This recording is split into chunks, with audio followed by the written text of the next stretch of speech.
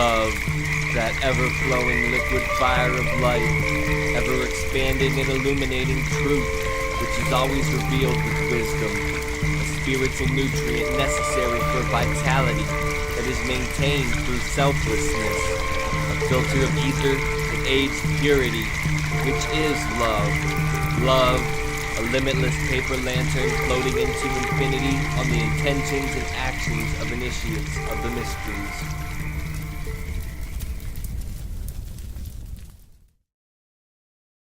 Welcome, fellow Phoenixes, to the Spiritual Phoenix Podcast, where we make a daily offering to the divine by putting our past on the pyre, searching the smoke for spirituality, turning the ashes into art, adapting isolation into connection, and manifesting mental wellness. I'm your host, Ross Cessna, and together we are the Spiritual Phoenix. The intent of this show isn't to tell you what to think, but to get you to think and originally articulate yourself in a way that is uplifting. We are the artists of our lives, and today is a blank canvas. Let's collectively create a better tomorrow. And right now, I'd like to take a moment and focus on what we're grateful for today.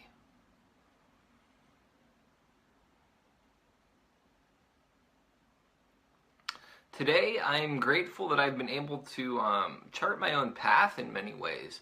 Granted, I haven't always been successful at doing some of the things that have been needed to chart my own path, but sometimes you have to go along a path that isn't yours to determine where your path is.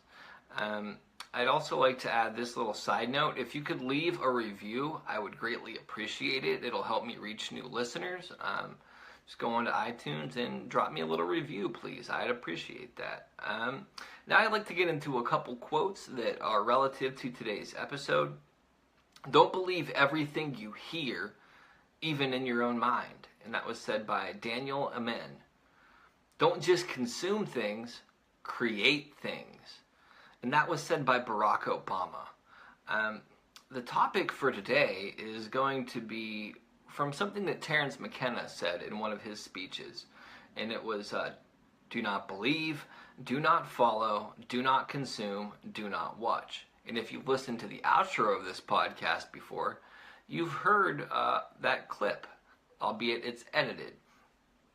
But let me get into each one of these individually. Do not believe. So belief is something that can lead us over cliffs, essentially. There is some merit in believing certain things, but it's the weight which we put behind that belief that can then become damaging. One of the things that I like to remind myself to believe, or actually this is something that I would say I'm fairly certain of, with like maybe over certain of, is I don't know everything. I cannot know everything. And if I begin to believe that I understand everything, true nature of reality, true nature of higher power, true nature of legitimately anything, I'm deluding myself, and that belief is actually closing my mind off to the possibility, A, that I'm wrong, B, that I can further develop the understanding of what it is I believe. It's actually a self-limiting belief when we believe certain things. So belief is somewhat necessary in an extent, but again, it really is the weight to which we put behind it. That'll make sense to some people. Some people are like, what the hell is he talking about? And that's totally fine. Do not follow. Now, our culture has this concept of we need to have leaders and follow behind these leaders. And I disagree with that. I've heard it said that real leadership is from behind. And there's another quote that I like, which essentially says, don't lead, I won't follow, and don't follow, I don't like to lead. Walk beside me. Walk beside me as my equal. Step up into that space where you don't put me on a pedestal and you don't throw me in the gutter, where right on an even keel with each other. That's where it's most effective for everybody.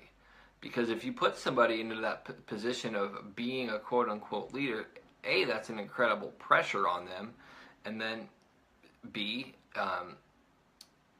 it can go to their head to where they might actually believe some of that stuff. And then C, it casts a shadow on you. Following stuff can be good for a limited time only. But to an extent, any real teacher will liberate you to the point where you no longer need them. Any true leader will lead you to be your own leader. So it becomes this essence of, when you're constantly following somebody, it's insecurity in your own self. Like, even with what I'm doing, I'd like to develop things to a point, or help people develop themselves, where they can go out and share their own experiences, and what I say becomes irrelevant to them. Like, it's somewhat frightening for me to actually say that, but like,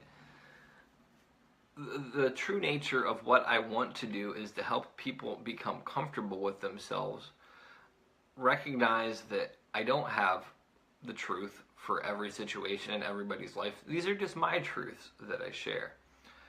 Do not consume. Now, we live in a consumer-based culture, so not consuming is almost impossible, I would say. Granted, it's still feasible in some way.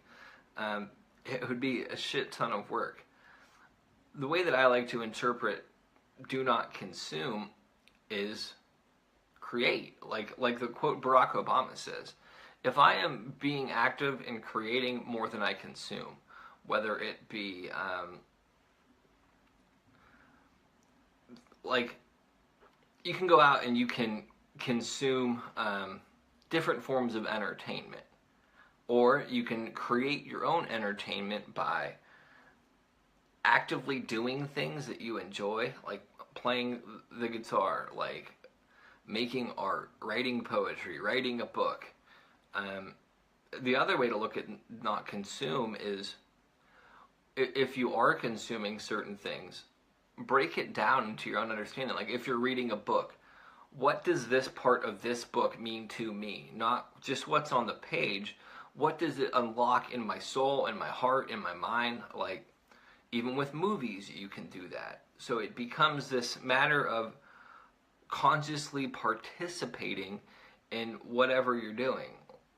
I mean, like, even with cooking, so many people want to go to the restaurant, buy this pre-made meal for them. They want to go buy frozen dinners, which is definitely consumption. At the same time, though, you can create those things at your own place and take a deep satisfaction in knowing that you made it, regardless of if it really comes out how you think it should sometimes. And the last one, do not watch. Now, this is kind of counterintuitive in many ways, because I'm creating a video of this. I am recording myself speaking. And it doesn't mean that you don't watch anything. It means you're actively creating other things too. You're becoming a participant in your experience. You're not just on the sidelines consuming everybody else's experience and trying to interpret their beliefs. You're not following them, and you're not just blindly consuming what people are creating. You're using that filter of self to determine, what does this mean to me? What do I gain from this experience? Is this putting me in a fear state? Is this putting me in a state of discontent? Am I watching this because I would like to participate, but I have some personal blockages that are preventing me from doing something similar to this? And then it really becomes a matter of becoming active in your own life. It's like with the podcast thing. I started listening to podcasts like last year at some point, and I really was like, wow, I want to do that. I could never do that. I'd never be good enough to do that. I would fail if I did that. I would never get far if I did that. Nobody would listen to me if I did that. And I don't have the biggest audience. I don't have the most reach. I don't always make episodes that even I can say that I like, but the thing is, I learned from those failures. I have grown from this process, and I'm actively participating in something that's meaningful to me instead of sitting on the sidelines and listening to everybody else talk about shit that I've experienced in my own life. I'm putting my own unique take on all this stuff. And that doesn't make me better than, it doesn't make me more than, it makes me actively engaging in a form of entertainment that I appreciate, that's readily available to anybody with a microphone and a computer and some self-respect. And granted, you gain more as you go. Yeah, I think that I really covered all that. So it's not to not believe entirely, it's to be cautious with your beliefs. It's not to ever follow, it's follow for a limited time with the understanding that you need to chart your own path. Do not consume, consume in limited quantities, but make sure that your production and your own creativity outweighs your consumption. And if you watch, participate in the watching. Become somebody that's actively engaged in doing what it is that you are watching. Understand what you're watching. Break down what it means for you. Find allegories and metaphors within it. Instill it in your personal life and live what you learn from what you watch. So much of our entertainment now is this concept of escapism, this concept of feeding guilty pleasures. And granted, I still have certain things that I do watch. Like, I'm not some, like, Buddhist monk that doesn't do any, let me rephrase that. Buddhist monks do a lot because they work on themselves, but I'm not some Buddhist monk in my discipline to where I cannot participate in any of these things in some ways. I am, however, limiting the effect of which I actively do these behaviors in some way, shape, or form. And with that, if you have a topic you want to hear discussed or something you want me to read or play on air on this podcast, or a 1 minute or less poem you'd like me to put on the sister podcast, the Phoenix Poetry Podcast, you can call the Phoenix voicemail line at 480-535-2561. Again, that's 480-535-2561. You can follow me on social media at Spiritual Phoenix. I offer free daily tarot readings at Spiritual Phoenix Tarot.